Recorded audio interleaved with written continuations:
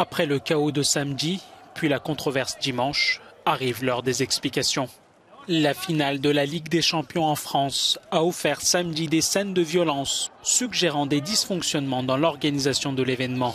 Le ministère français des Sports a décidé de réunir ce lundi les organisateurs de la rencontre, la police et les autorités locales pour tirer les leçons d'un fiasco qui a fait le tour du monde.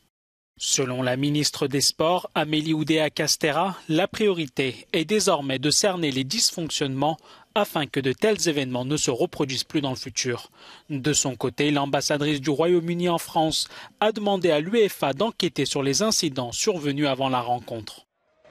Beaucoup de supporters de Liverpool disent s'être retrouvés bloqués à l'extérieur du stade à l'approche du coup d'envoi alors qu'ils avaient un billet pour le match. Des milliers et des milliers de fans se font gazer alors qu'ils ont des billets, ils sont traités comme des animaux. C'est une honte, on a déjà vu ça tout à l'heure, c'est dangereux pour la santé.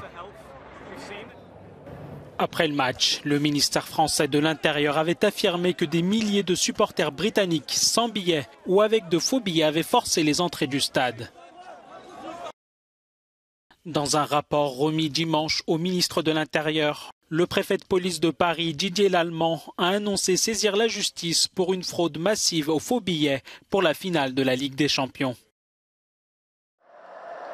Malgré ces incidents, les supporters du Real Madrid étaient aux anges après la 14e Ligue des Champions décrochée par leur club. Initialement prévue à Saint-Pétersbourg en Russie, la finale de la Ligue des Champions avait finalement été déplacée au Stade de France à Saint-Denis.